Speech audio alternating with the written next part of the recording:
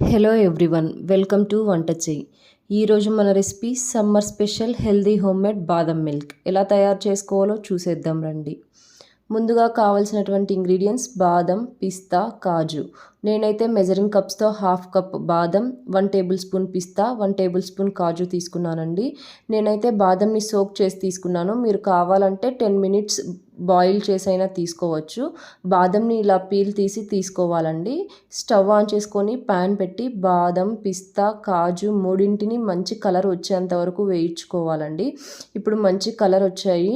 ఒక బౌల్లోకి తీసుకొని పూర్తిగా చల్లారనివ్వాలండి. చల్లారక ముందే మిక్సీ పట్టేస్తే ఆయిల్ రిలీజ్ అయ్యి ఉంట కట్టేస్తుందండి. ఇలా పల్సెస్ ఇస్తూ మిక్సీ పట్టుకోవాలి. ఒకేసారి మిక్సీ పట్టినా కూడా ఉంట కట్టేస్తుంది. ఇప్పుడు హోమ్మేడ్ బాదం పౌడర్ రెడీ అయ్యిందండి. మనం ఈ పౌడర్తో బాదం మిల్క్ ఎలా తయారు చేసుకోవాలో చూసేద్దాం రండి. నేనైతే ఒక 250 ml మిల్క్ తీసుకున్నానండి. నేను ఆల్రెడీ కాచిన మిల్క్ తీసుకున్నాను కాబట్టి ఒక పొంగు వచ్చేంత వరకు బాయిల్ చేసుకున్నాను. మీరైతే ఒక 2 పొంగులు వచ్చేంత వరకు మంచిగా కలుపుతూ తీసుకోండి. మంచి క్రీమీ టెక్స్చర్ వస్తుంది మిల్క్ బాగా బాయిల్ అయిన తర్వాత అందులో నేను ఒక 2 టేబుల్ స్పూన్స్ బాదం పౌడర్ వేస్తున్నానండి.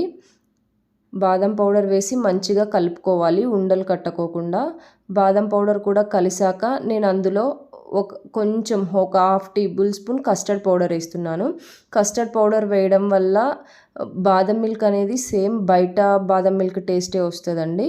కస్టర్డ్ పౌడర్ వేసాక బాగా కలపాలండి, లేదంటే ఉండలు కట్టేస్తుంది. మంచి క్రీమీ టెక్స్చర్ వచ్చేంత వరకు కలుపుకోవాలండి. నేనైతే ఇందులోకి ఒక 3 టేబుల్ స్పూన్ షుగర్ యాడ్ చేస్తున్నానండి. మీరు కావాలంటే పటిక బెల్లం ఏదైనా యాడ్ చేసుకోవచ్చండి. షుగర్ యాడ్ చేశాక మిల్క్ అనేది లూజ్ టెక్స్చర్ వస్తుంది. మళ్ళీ క్రీమీ టెక్స్చర్ వచ్చేంత వరకు కలుపుకోవాలండి. హెల్దీ బాదం పాలు రెడీ. వీటిపై కట్ చేసుకున్న బాదం, పిస్తా, కాజుని గార్నిష్ చేసుకుంటే ఇంకా సూపర్ టేస్ట్ వస్తుంది. పిల్లలు కూడా ఎంతో ఇష్టపడతారు. హాట్గా కానీ ఫ్రిడ్జ్లో చల్లబర్చి చిల్గా కానీ సర్వ్ చేసుకోవచ్చు. మీకు ఈ వీడియో నచ్చినట్లయితే ప్లీజ్ లైక్, షేర్, సబ్స్క్రైబ్ వంట చెయ్యి.